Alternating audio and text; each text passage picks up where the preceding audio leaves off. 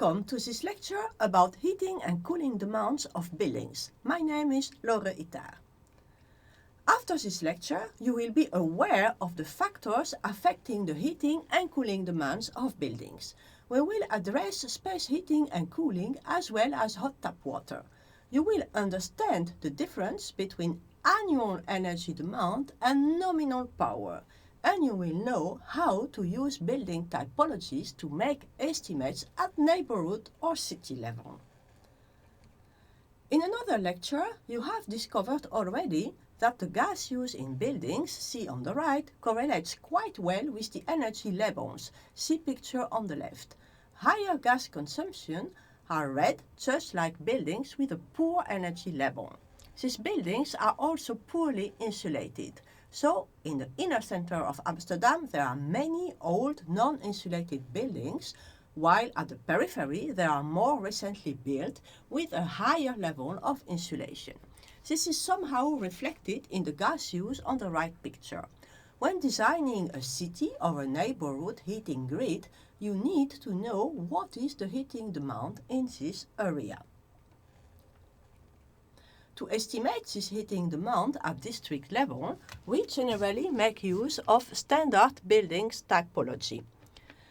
You see here an example from the Netherlands. A neighborhood may, for instance, consist of X dwellings of type TH, terraced houses, built before 64, 8 buildings of type AB, apartment blocks built between 75 and 92, and Z buildings of type SFH, single family house, built between 64 and 74. If you know the heating energy demand for each of these three types, you can then easily extrapolate to the whole district. On the website of Episcope, you can find more typologies for other European countries. You are now going to learn which parameters influence the space heating and cooling energy demand of a building. What are the thermal processes responsible for the energy demand for space heating and cooling? Basically, there are four main energy transfer processes responsible for heat flowing in and out a building. The first one consists of the energy flows through the building envelope. What we call the building envelope is in fact the construction, facade walls, floor, roof, windows. We call these flows transmission heat flows, and they arise simply because of temperature differences between indoor and outdoor. The second one is about the energy coming with air flows from outside. We call them ventilation and infiltration flows. The third one relates to the sun. When the sun shines, the building gains energy through solar radiation. And the fourth and last one is about internal heat gains by people and appliances inside the building. Let's start with the heat transmission through the envelope. You see on the picture right a wall, but it would be the same for a floor, a roof or a window. The heat transferred by transmission is calculated as a function of the temperature difference between outdoor and indoor, the surface area A of the wall, and the heat transfer coefficient U. U is the inverse of the thermal resistance.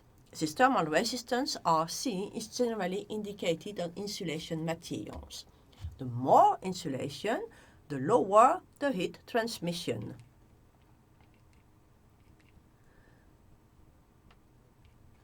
Let's look now at infiltration and ventilation heat transfer.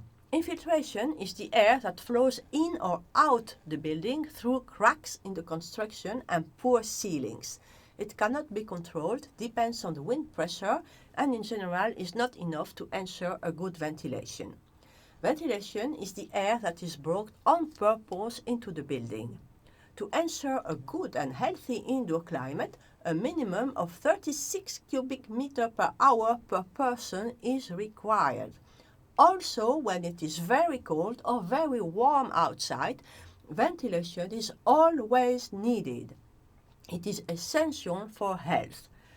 That's the reason that in buildings with lots of occupants, like a school, you see these big ducts transporting air.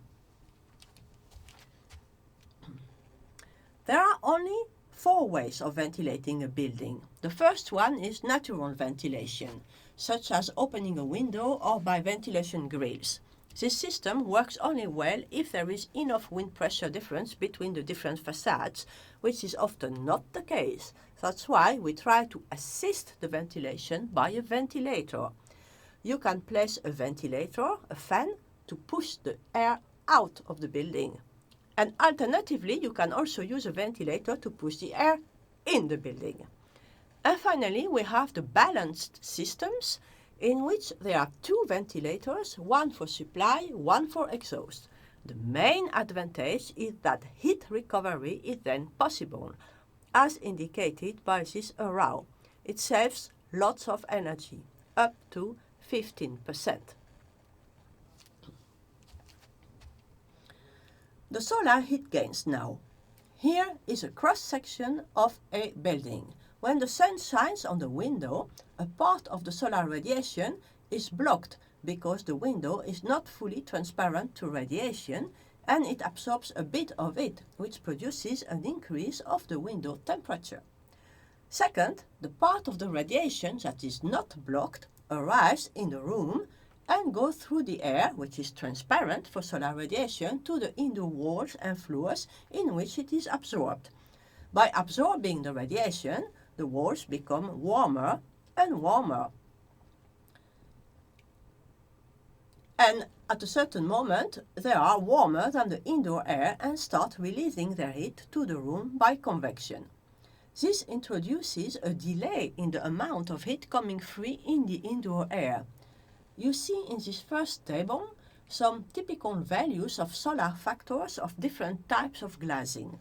Single glass transmits 80% of solar radiation, meaning that 20% is blocked, while triple glass transmits only 50%.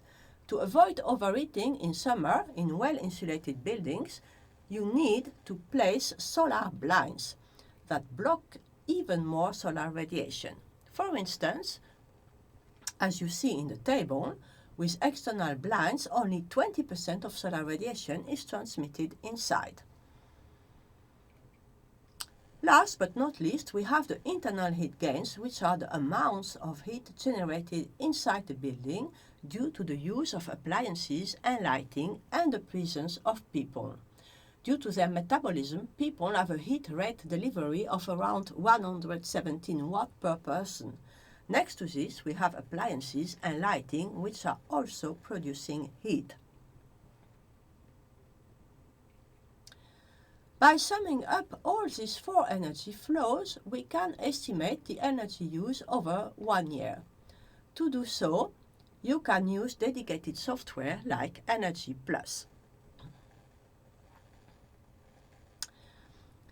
This is a typical result for one specific building where the energy balance was calculated for each hour of the year. In winter, the building needs mainly heating, while in summer it needs mainly cooling. The total over the year is the energy demand that you can find on your energy bill. Most important, you see also on the graphic the nominal heating load, also called nominal power. It is the maximum power the equipment should be able to deliver. For the heating, on the left, you see this peak at the end of the year, in winter. For the cooling, on the right, you see that the maximum power is achieved in the summer and is 1.8 kilowatt that should be delivered by the cooling equipment.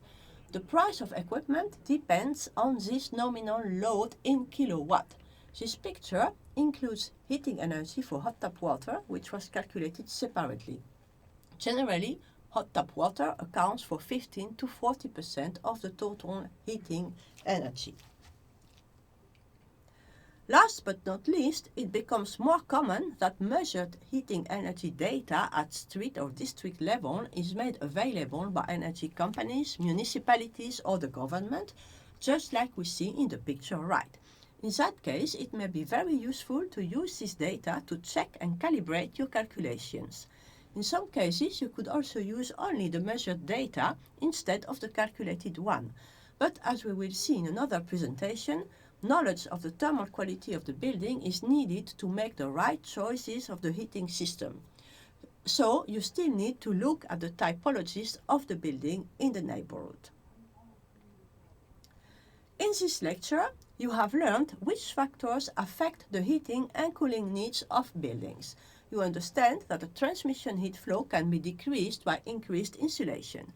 You understand that reducing infiltration is right, but reducing ventilation below 36 cubic meters per hour per person should never be done for health reasons. Energy can be saved on ventilation losses by applying heat recovery.